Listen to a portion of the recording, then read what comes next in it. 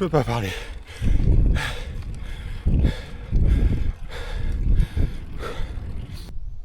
Bonjour à tous, je vous emmène aujourd'hui découvrir le Bike and Trail Challenge de Barcelone. Je vais enchaîner les 3 étapes en autonomie complète. Pendant que j'enchaîne les premiers kilomètres, je vous propose de découvrir le matériel que j'embarque. Let's go!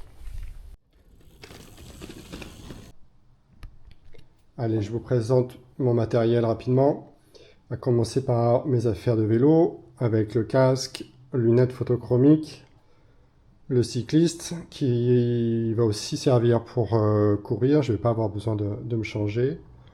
Avec le t-shirt, le buff, mes gourdes, chaussures ainsi qu'un maillot de corps, chaussettes, la veste réfléchissante, très important pour le départ mais aussi pour la fin de journée au cas où. Lumière avant, lumière arrière, le GPS. Là j'ai mon petit kit de réparation avec en plus la couverture de survie et aussi un cadenas. Et voilà, je vais vous montrer la configuration sur le vélo.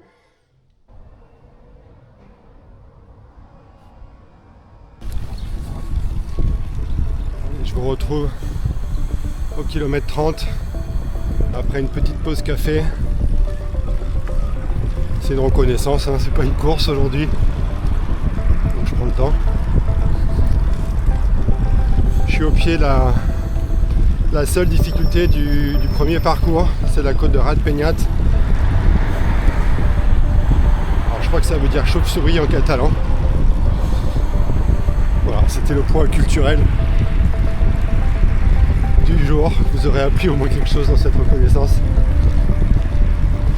Donc la côte de Rat Penyat, je crois qu'elle fait 6 km de long, avec quelques passages quand même à 23%. 23%, c'est chaud. Et oui, j'allais presque oublier le plus important, c'est le challenge Strava dans la montée de Rat Penyat. On va mettre en place un petit jeu et il y aura un prix pour celui qui monte cette côte le plus vite. Pour fin de cette première étape.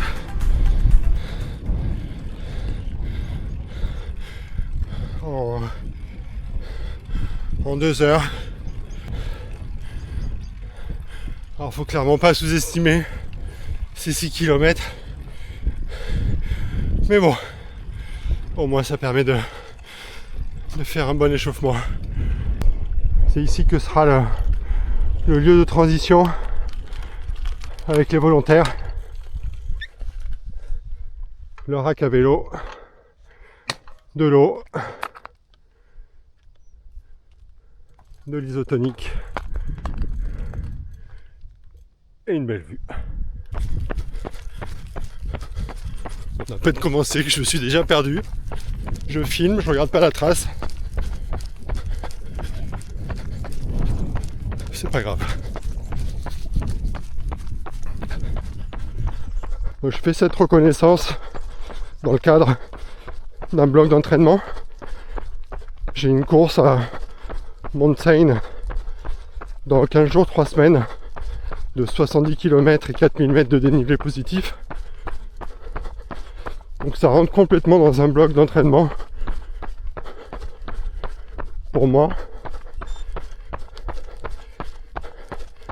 Après bien évidemment le Bike and Trail Challenge peut tout à fait être un objectif en soi et le préparer à fond avec la phase d'affûtage qui va bien, comme un passage vers un ultra vélo ou ultra trail.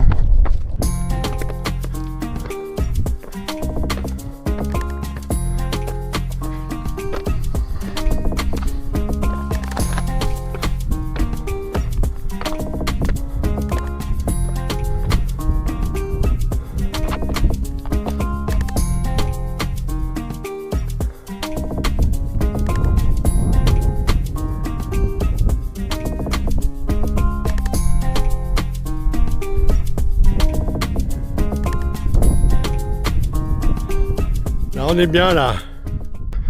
Alors on me dit dans l'oreillette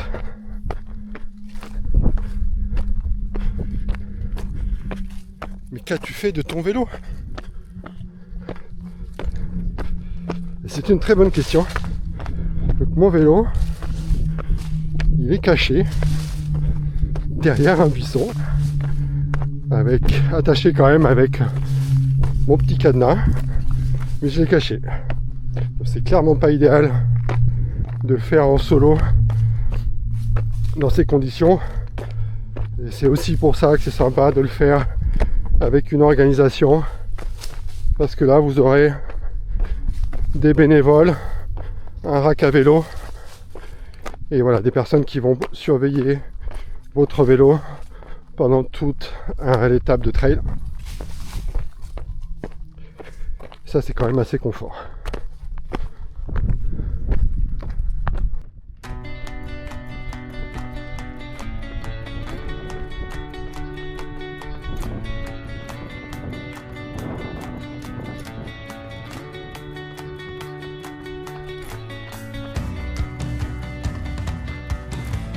Je vous retrouve au kilomètre 10.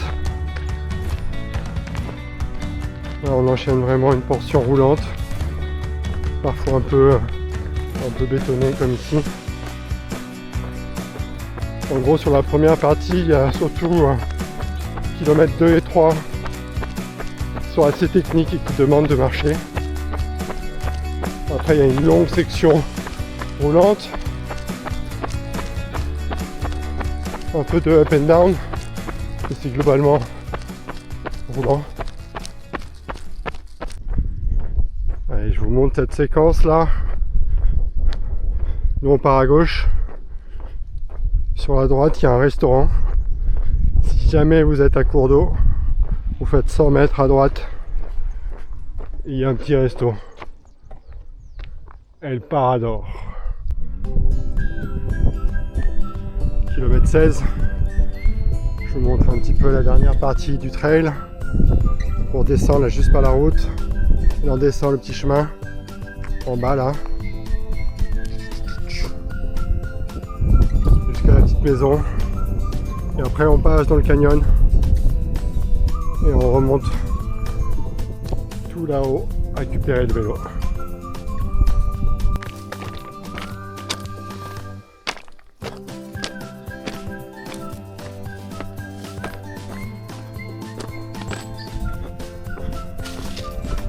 J'approche de la fin du trail. Il reste un petit peu moins d'1 kilomètre. 2h45.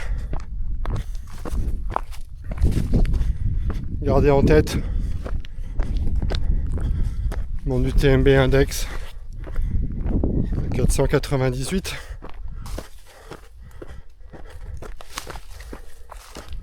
Je pense qu'il y en a qui peuvent facilement le faire en moins de 2 heures. Et d'autres qui mettront peut-être 4 heures. Mais c'est ok, les barrières horaires sont assez grandes, donc il n'y a pas de souci avec ça. Allez, c'est parti pour la dernière étape. 80 km, 1000 mètres de dénivelé positif. Et quelques paysages de fou à traverser. Ça c'est la brigade du kiff. Mais là.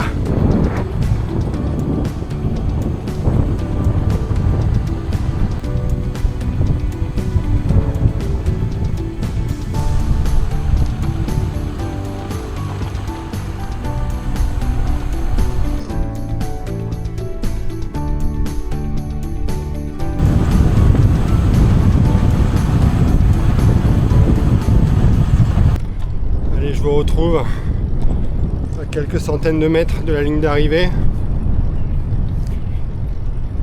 Il est 16h. Ça fait une bonne journée de 10 heures au total. Si on reprend un petit peu les chronos de ce matin, la première étape de vélo, ça m'a pris 2 heures. Le trail, 3. Et la dernière étape, 3h20, presque 3h30. Donc on est à 8h30